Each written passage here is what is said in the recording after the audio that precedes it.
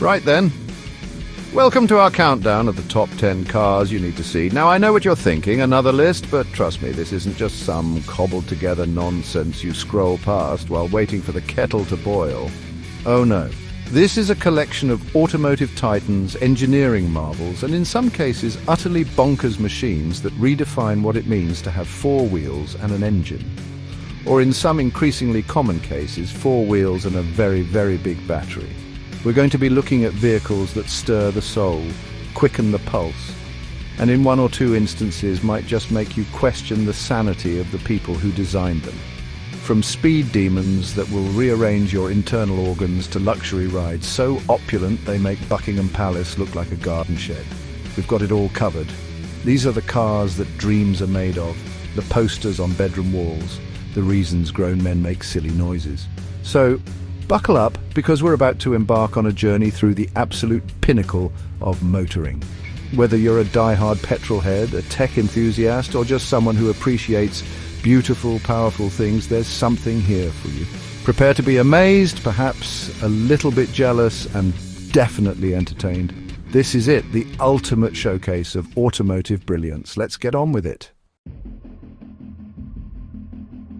Right, first up, and it's an absolute monster, the Bugatti Chiron. Now, some cars are fast, some cars are luxurious. The Chiron, however, is what happens when engineers are told that the budget is yes, and the performance target is all of it. It's less a car and more a beautifully sculpted carbon fiber land missile.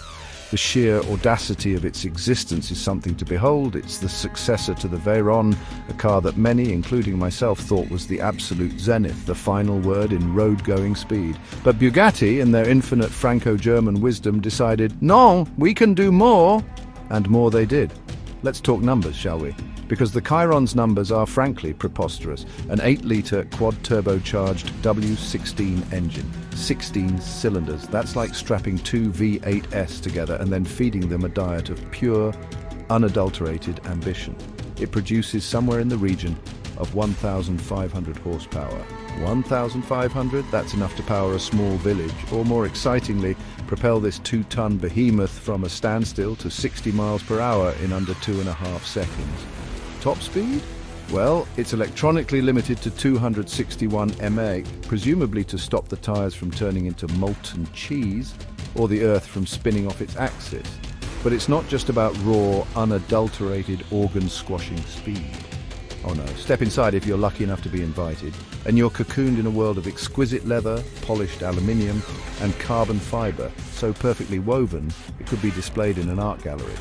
There's a sense of occasion, a feeling that you're in something truly special, something built with a fanatical attention to detail.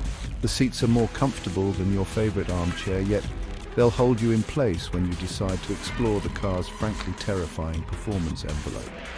It's a bizarre but wonderful combination of a hyper-aggressive sports car and a sumptuously appointed Grand Tourer.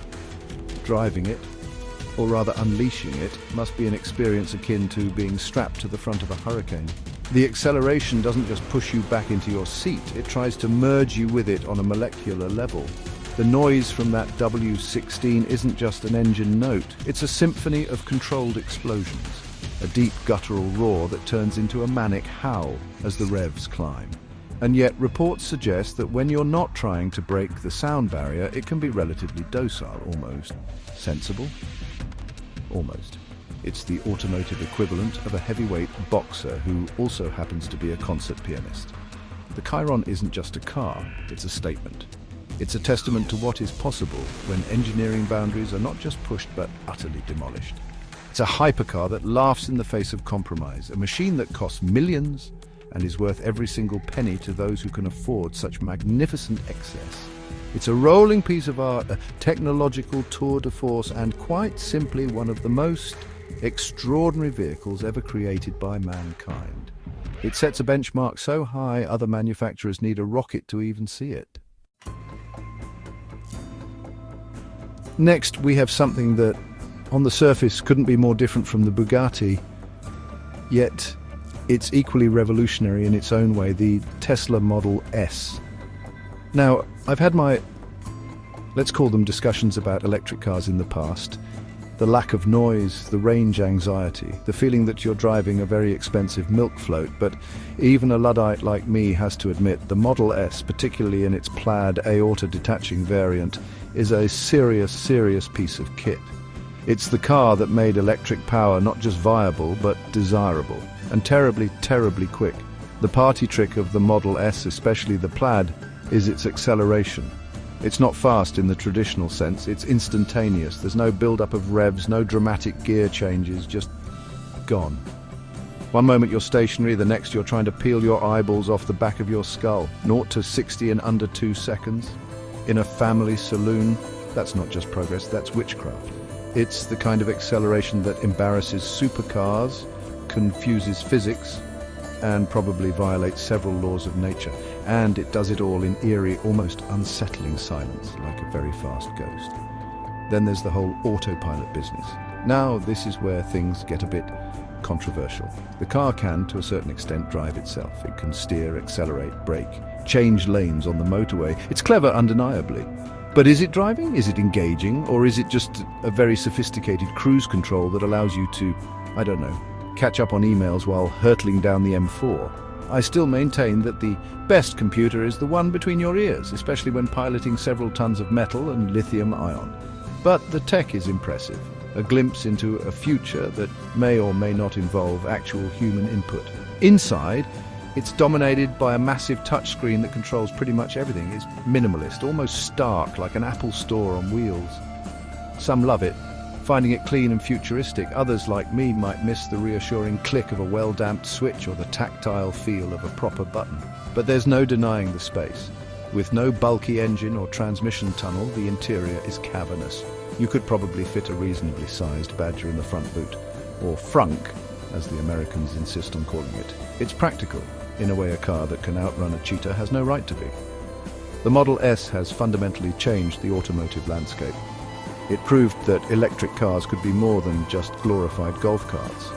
They could be fast, luxurious, packed with technology, and have a range that, for most people, alleviates the fear of being stranded in the middle of nowhere with a dead battery. It's forced established manufacturers to sit up, take notice, and invest billions in their own electric dreams, whether you love it or loathe it. The Tesla Model S is undeniably one of the most important cars of the 21st century. A silent assassin in the world of speed. Ferrari. The name itself conjures images of scarlet red, screaming V12S, and a racing pedigree second to none. So, when they announced their flagship hypercar, the LaFerrari was going to be a hybrid. Some of the purists, myself included, probably choked on their espressos. A hybrid Ferrari? It sounded like sacrilege. Like putting a salad bar in a steakhouse. But this is Ferrari we're talking about. They don't do things by halves. And the LaFerrari isn't just any hybrid. It's a hybrid designed to make an already biblical V12 engine even more, well, biblical. The heart of this beast is a 6.3-litre, naturally aspirated V12, an engine that sings arias Pavarotti would be proud of. On its own, it produces nearly 800 horsepower, which in any normal car would be more than enough to send you into the nearest hedge backwards. But Ferrari, in their quest for ultimate performance, decided to add a Kurz-style electric motor, just like in their Formula One cars. This adds another 160-odd horsepower, bringing the grand total to a staggering 950 horsepower. And it's not about saving fuel, oh no, it's about filling in the torque gaps, making the acceleration even more savage, even more relentless. The result is a car that responds with an immediacy that's almost telepathic. You merely think about going faster, and the LaFerrari hurls you towards the horizon with an intensity that's frankly alarming. 0 to 60 is dispatched in under 3 seconds, but it's the way it keeps pulling through the gears past 100, past 150 and puff that truly boggles the mind.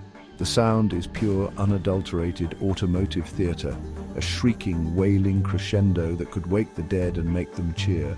This is not a quiet, unassuming hybrid. This is a statement of internal combustion defiance with a little electric kick up the backside. Visually, it's stunning, designed by Ferrari's own styling center. It's a masterpiece of aerodynamic efficiency and aggressive beauty. Every curve, every vent, every winglet is there for a reason. to suck the car to the road, to cheat the air, to make it go faster. It looks like it's doing 200 mph even when it's standing still. Getting into it requires a certain degree of athleticism as you drop down into the carbon fiber tub. But once you're there, you're part of the machine. The driving position is perfect. The controls are exactly where you want them. It feels less like a car and more like a fighter jet for the road. The LaFerrari, which literally means the Ferrari, is the definitive Ferrari of its era. It's a bridge between the glorious, naturally aspirated past and an electrified future. But it does so without diluting an ounce of the prancing horse's soul. It's incredibly complex, brutally fast, and achingly beautiful. Only 499 coupes were made, plus a handful of open-top apertures, making them instant collector's items.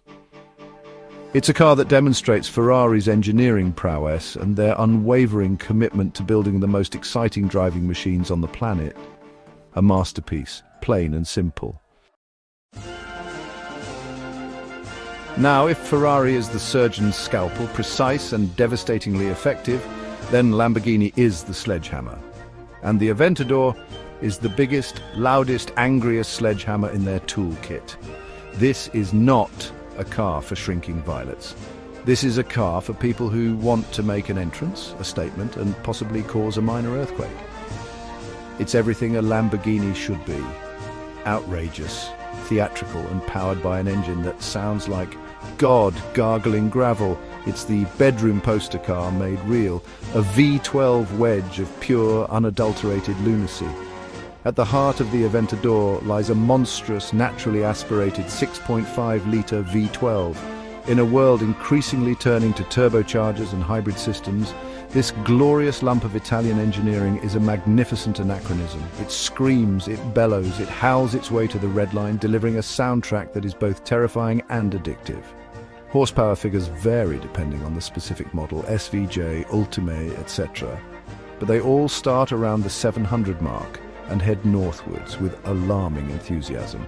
This isn't just an engine, it's a declaration of war on subtlety. The driving experience is visceral. The single-clutch automated manual gearbox, particularly in earlier models, has a reputation for being somewhat brutal. Each gear change feels like a firm kick in the back, a reminder that you're piloting something wild and untamed. It's not smooth, it's not refined in the way a Rolls-Royce is, but by crikey, it's exciting. It demands your full attention, your respect. Try to tame it and it will bite, but learn to dance with it and the rewards are immense. The all-wheel drive system provides immense grip, allowing you to deploy that V12 Fury with surprising confidence, assuming the road is wide enough. And then there's the way it looks. Penned by Filippo Perini, the Aventador is pure Lamborghini DNA. Scissor doors that open upwards, of course. Low, wide and impossibly aggressive. It looks like a stealth fighter that's decided to take up road racing. Every line, every angle, every gaping air intake is designed to shock and awe. You don't just drive an Aventador, you pilot an event. People stop, they stare, they take pictures. It's automotive theatre at its most flamboyant, a rolling piece of kinetic sculpture that turns heads wherever it goes.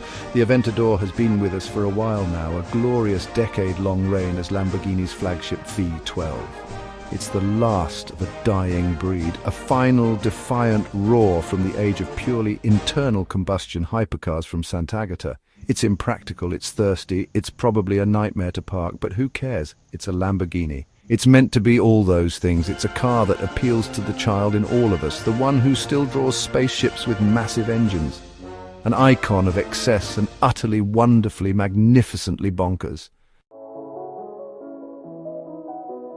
All right, from the flamboyant Italian to the equally brilliant but distinctly more German Porsche 911. For over 60 years, the basic formula has remained stubbornly, gloriously the same.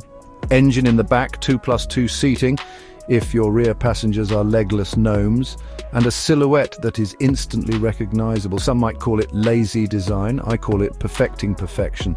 The 911 isn't about radical reinvention, it's about relentless incremental improvement, honing an already legendary driving machine to an even sharper edge.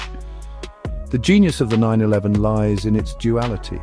It can be a perfectly usable daily driver, comfortable enough for the school run or a trip to the shops, assuming you don't need to carry much more than a briefcase and a packet of crisps. It's refined, it's well built with that typically Teutonic obsession with quality, and it won't usually throw a tantrum if you ask it to sit in traffic.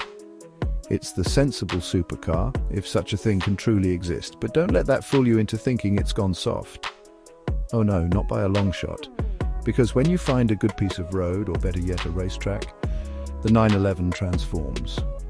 That rear engine layout, once famously tricky, has been tamed and perfected over decades of engineering wizardry. The steering is sublime, a direct conduit to the front wheels, telegraphing every nuance of the road surface. The balance, the poise, the sheer mechanical grip it generates is astonishing. Whether it's a base Carrera, a fire-breathing Turbo S, or the track-focused GT3 RS, every 911 offers a driving experience that is pure, engaging, and deeply, deeply rewarding. And the engines. Those flat-six boxer engines are masterpieces. Whether naturally aspirated and screaming to 9,000 RPM in a GT3 or twin-turbocharged and delivering gut-punching torque in a turbo, they are characterful, responsive, and potent.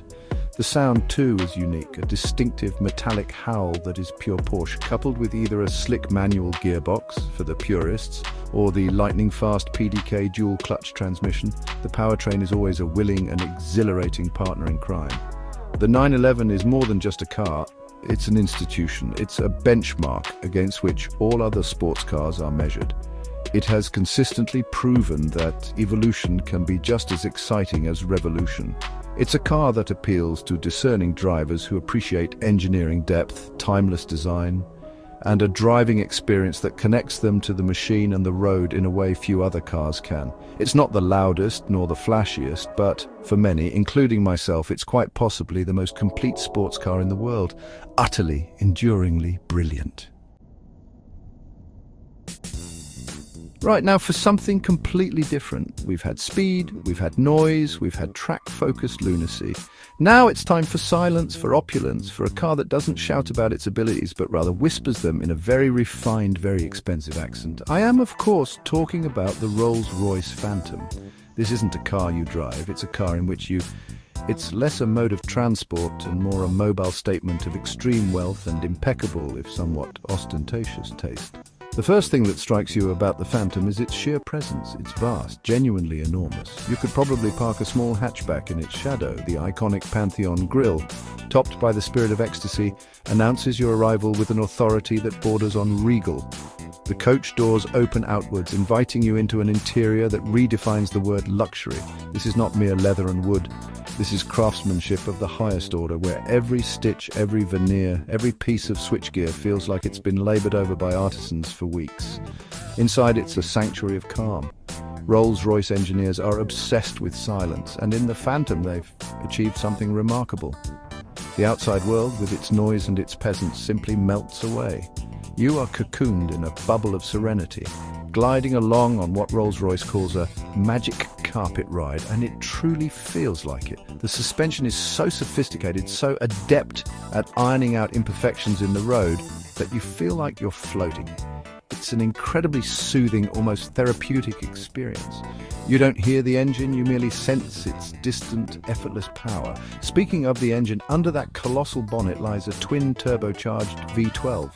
But unlike the V12s in Ferraris or Lamborghinis, this one isn't designed to scream or shout. It's designed to provide effortless, seamless, and utterly refined thrust. It produces enormous torque from very low revs, meaning the Phantom gathers pace with a majestic, unstoppable surge rather than a frantic rush. Its power delivered with the quiet confidence of a monarch, not the boisterousness of a rock star. Suffice to say, it is more than adequate for any situation. The Phantom is quite simply the pinnacle of automotive luxury.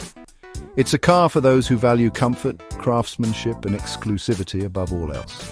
It's for people who have chauffeurs, not because they can't drive, but because the back seats are a far more agreeable place to be.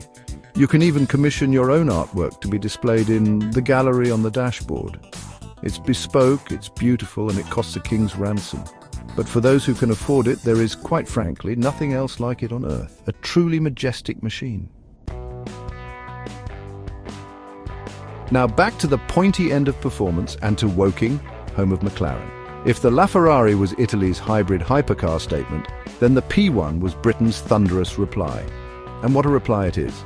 McLaren, born from the crucible of Formula One, doesn't do things by halves. The P1 is a technological tour de force, a car designed with one singular purpose: to be the ultimate driver's car on both road and track. It's a car that looks like it's escaped from a futuristic race grid, and it has the performance to match. Like its Italian counterpart, the P1 employs a hybrid powertrain, but McLaren's approach is typically, well, McLaren. It mates a 3.8-litre twin-turbocharged V8, an engine McLaren has honed to near perfection, with a potent electric motor. Together they unleash over 900 horsepower. That's a colossal amount of shove in a car that's been fanatically engineered for lightness, liberally employing carbon fiber for its mono-cage chassis and body panels. The power-to-weight ratio is, as you can imagine, utterly ludicrous. The P1 is all about active aerodynamics and downforce. It has a massive rear wing that adjusts itself automatically or can be deployed manually via a DRS, drag reduction system button, just like in an F1 car. In race mode, the car hunkers down, the suspension stiffens, and that wing tilts to an aggressive angle, generating an incredible 600 kilograms of downforce at 160 miles per hour. This isn't just for show. It means the P1 can corner at speeds that would see most other cars auditioning for a role in a hedge. It's a car that sticks to the road like a limpet to a rock, a very, very fast limpet. The driving experience is said to be intense, to put it mildly. The acceleration is brutal, the braking is ferocious, and the sheer grip is mind-bending. The sounds are a mix of V8 roar, turbocharger whoosh, and electric motor whine.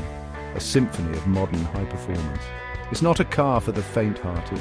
It demands skill, precision, and a healthy dose of bravery to explore its limits. But for those who can master it, the P1 offers one of the most exhilarating and rewarding driving experiences on the planet. It's a scalpel, designed to dissect tarmac with surgical precision. Only 375 P1s were ever made, ensuring its exclusivity and legendary status. It was part of the holy trinity of hybrid hypercars alongside the LaFerrari and the Porsche 918 Spider, each representing a different philosophy but all pushing the boundaries of automotive performance. The McLaren P1 is a testament to British engineering ingenuity, a car that combines cutting-edge technology with a pure, unadulterated focus on driver engagement. It's a machine that makes you feel alive, very alive, and possibly a little bit scared, and that, in my book, is what a true hypercar is all about. Right, let's inject a dose of suave sophistication, shall we? When you think of British Grand Tourers, one name invariably springs to mind: Aston Martin. And the DB11 is a perfect embodiment of everything that makes Aston Martin so, well, Aston Martin. It's achingly beautiful, effortlessly powerful, and possesses an aura of understated cool that few other manufacturers can replicate. This is the car James Bond would drive if he had a slightly larger family or just wanted a bit more comfort on his way to save the world. The DB11 marked a new era for Aston Martin, being the first car launched under their second-century plan. And what a way to start. The design, penned under the watchful eye of Marek Reichman, is simply breathtaking. It's unmistakably an Aston with that iconic grille and those flowing muscular lines, but it's also thoroughly modern. Clever aerodynamic features like the curlicue vents behind the front wheels and the Aeroblade virtual spoiler at the rear are seamlessly integrated into the design, managing airflow without resorting to vulgar wings. It's elegance and aggression in perfect harmony. Under the bonnet, you initially had a choice of two rather excellent engines. First, a glorious 5.2-litre twin-turbocharged V12, designed in-house by Aston Martin.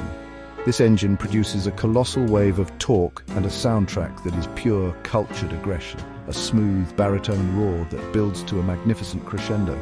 Then, somewhat surprisingly, Aston Martin also offered a 4-litre twin-turbo V8, sourced from their technical partners at Mercedes-AMG.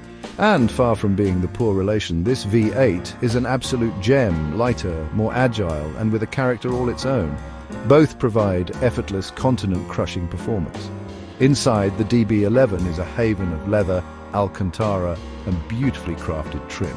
It's a luxurious and comfortable place to spend time, whether you're tackling a twisting mountain road or cruising down the auto route. The infotainment system, also benefiting from the Mercedes partnership, is a vast improvement on previous Aston Martin efforts, which, let's be honest, were often a bit rubbish. Now it's a properly modern, usable system. It's a true grand tourer, designed to cover vast distances at high speed in supreme comfort and style. You emerge at your destination feeling refreshed, not battered. The DB11 manages that difficult trick of being both a thrilling sports car and a refined luxury cruiser. It's got the power to excite, the handling to engage, and the looks to turn heads wherever it goes. It's a car that makes you feel special every time you get behind the wheel. It's a reminder that even in a world obsessed with SUVs and electrification, there's still a place for a beautiful, powerful, and utterly desirable British Grand Tourer. The DB11 is, quite simply, a class act, a car with soul, and a very, very fine motorcar indeed. Now for a car that, on the surface, looks like a sensible, upstanding member of the executive saloon community, but underneath that sharp suit lurks an absolute hooligan, a machine with a Jekyll and Hyde personality that can embarrass genuine supercars. I'm talking, of course, about the BMW M5. For decades, the M5 has been the benchmark for super saloons, the car that proves you can have 4 doors, a big boot, and enough performance to rearrange the contents of your briefcase and possibly your internal organs. The magic of the M5 has always been its duality. You can drive it to a board meeting looking perfectly respectable with clients in the back completely unaware of the beast that lies dormant beneath their feet. The ride in comfort mode is supple enough for daily commuting. The cabin is spacious and packed with all the latest technology and Germanic luxury you'd expect from a high-end BMW. It's practical, it's refined, it's almost sensible. But then you find an empty stretch of road, press a few buttons, and all hell breaks loose. Under the bonnet of the latest M5S, you'll typically find a twin-turbocharged V8 engine producing, frankly, ludicrous amounts of power, often well over 600 horsepower. This is channeled through a sophisticated all-wheel drive system, a first for the M5, which provides immense traction. But, and this is the clever bit, BMW M engineers, bless their speed-obsessed hearts, have included a rear-wheel drive mode. So, if you're feeling brave or perhaps a little bit mad, you can send all that power exclusively to the back wheels and indulge in some proper old-fashioned tire-smoking hooliganism. The performance is simply staggering for a car of its size and weight.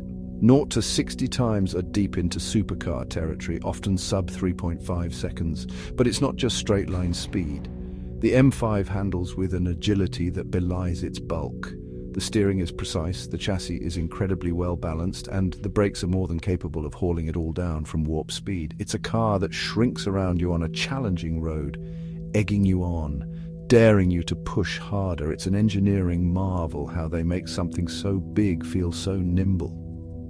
The BMW M5 is the ultimate wolf in sheep's clothing. It offers the practicality of a family saloon with the performance of a dedicated sports car and then some. It's a car that can do almost anything, from the mundane to the utterly manic, with consummate ease. It's a testament to BMW's M division and their ability to create machines that are both incredibly capable and deeply engaging to drive. If you need one car to do it all and you have a healthy disregard for your driving license, the M5 is very, very hard to beat. A true automotive masterpiece of understated aggression. And finally, we arrive at number 10, a car that brought supercar drama and performance to a slightly more accessible and, some might say, usable level. I'm talking about the Audi R8. When it first arrived, it was a bit of a shock.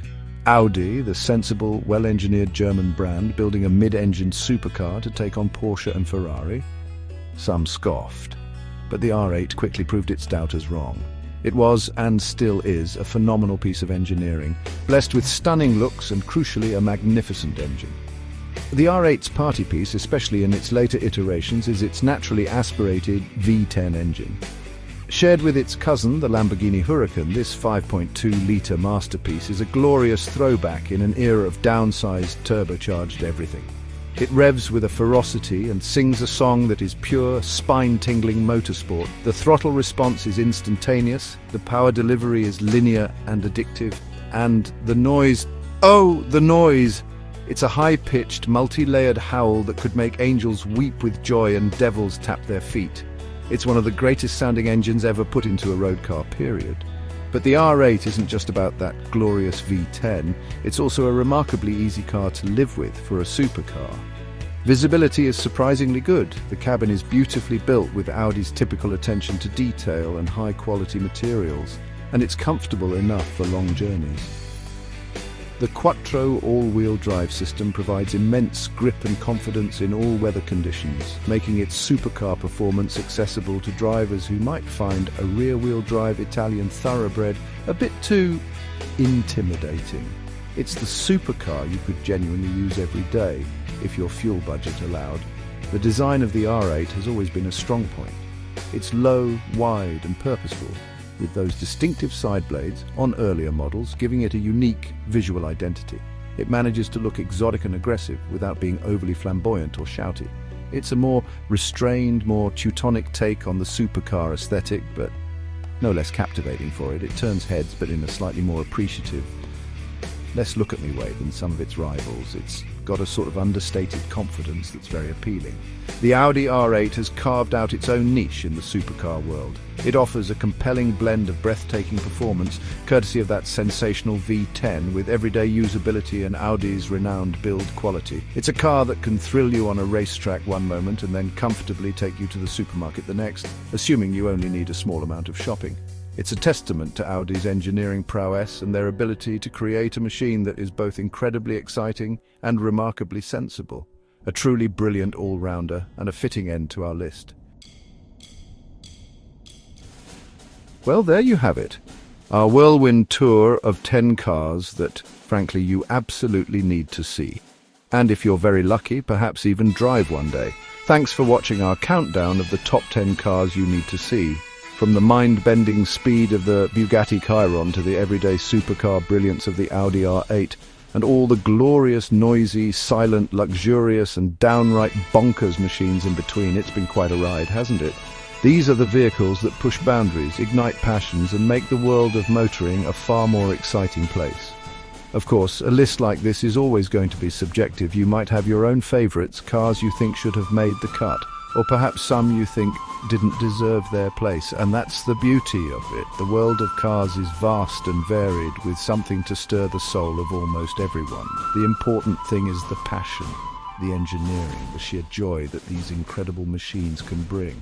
Whether it's the roar of a V12 or the silent surge of electric power, the pursuit of automotive perfection continues. So, what did you think?